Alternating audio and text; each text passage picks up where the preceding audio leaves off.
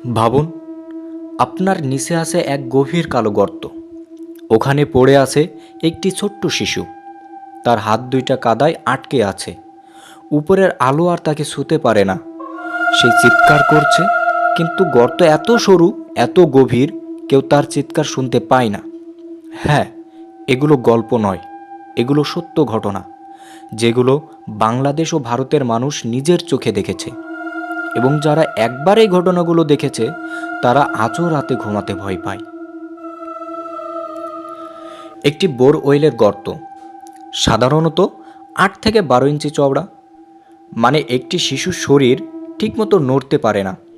ভেতরে অন্ধকার, বাতাস কম, আর প্রতিটা মিনিটে শ্বাস নেওয়া কঠিন হয়ে যায়।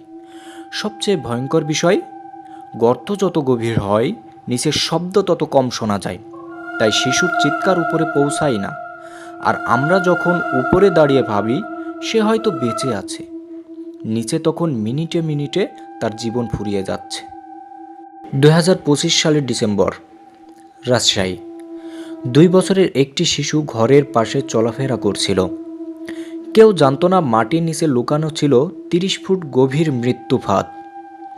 যেই মুহূর্তে তার পা পিছলালো, মাটি দুলল, আর নিচে থেকে শোনা গেল একটা ফাঁকা থপ। পরিবার দৌড়ে গেল। গর্তের মুখে গিয়ে শুধু অন্ধকার দেখতে পেল।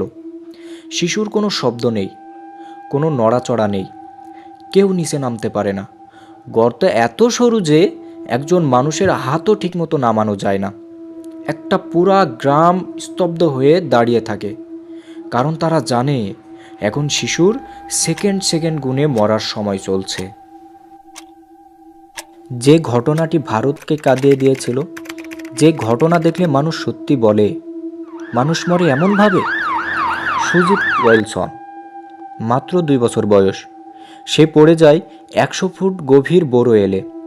তার শরীর নড়ছিল, হাত দুলছিল, কিন্তু বোরওয়েলের দেয়ালে ঘষা লেগে তার হাত পায়ের হাড় পর্যন্ত বেরিয়ে আসছিল। উদ্ধারকারীরা 80 ঘন্টা চেষ্টা করলো, মাটি কেটে টানেল বানালো, অক্সিজেন দেওয়া সব। কিন্তু পৃথিবীর সবচেয়ে ভয়ঙ্কর সত্যি হলো, অন্ধকারে আটকে থাকা একটি শিশুর সঙ্গে সময় কখনো দয়া করে না। অক্সিজেন কমে গেল, তার শরীর ঠান্ডা হয়ে গেল। যখন তাকে উপরে তোলা হলো, মানুষের চোখের সামনে সম্পূর্ণ নিস্তব্ধ, কাদামাখা একটি ছোট্ট দেহ। সেই দিন ভারত শুধু একজন শিশুকে হারায়নি, মানুষ নিজের